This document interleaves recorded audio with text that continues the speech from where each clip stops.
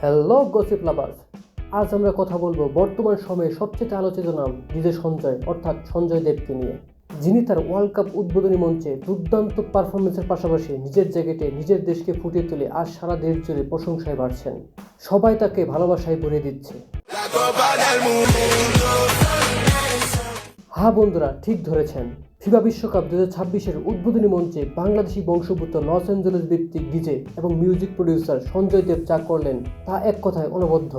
12 June 2026-এ কানাডার Toronto স্টেডিয়ামে বিশ্বমঞ্চে যে আলোড়ন সৃষ্টি করেছেন তা প্রতিটি বাংলার বুক গর্বে ভাসিয়ে দিয়েছে। কিন্তু সবচেয়ে বেশি আলোচনা আর ভালোবাসা তিনি কেন পাচ্ছেন জানেন? তার সেই অসাধারণ জ্যাকেট আর স্যুটের জন্য।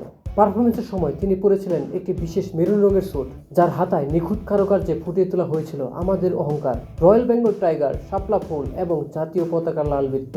বিশ্ববাসীর সামনে এভাবে নিজের দেশের ঐতিহ্যকে স্যুটের হাতায় উঁচিয়ে ধরা সত্যি কলিজা কাঁপানো এক মুহূর্ত ছিল। টরন্টোর উদ্বোধনী মঞ্চে বলিউড সেনসেশন নুরা ফাতেহি এবং ফ্রেঞ্চ হিপ হপ শিল্পী বেজেট ডিমের সাথে যৌথভাবে অফিসিয়াল ট্র্যাক সিরসিরে পারফরমেন্স করেন সঞ্জয়। তার এই এনার্জেটিক বিটস আর নুরার ড্যান্স স্টেপ পুরা স্টেডিয়ামকে পাগল করে দিয়েছিল। আমাদের অনেকের হয়তো জানা নেই, সঞ্জয়ের জন্ম কিন্তু বাংলাদেশের শ্রীমঙ্গলে এবং বেড়ে ওঠা চট্টগ্রামে। তারপর 2 দশক আগে পরিবারের সঙ্গে পাড়ি যাওয়ান যুক্তরাষ্ট্রে। বেডরুমে মিউজিক তৈরি করা থেকে শুরু করে আজ পৃথিবীর সবচেয়ে বড় ক্রীড়া উৎসবের মঞ্চে পৌঁছানো, তার এই জার্নিটা যেন এক রূপকথার মতো। পারফরমেন্স শেষে আবেগ আপ্লুত সঞ্জয় সোশ্যাল মিডিয়ায় তার স্যুটের ডিজাইন শেয়ার করে নিজের মানুষের উদ্দেশ্যে লিখেছেন, আমার মানুষেরা, সুন্দর কিছুর কেবল শুরু এটি।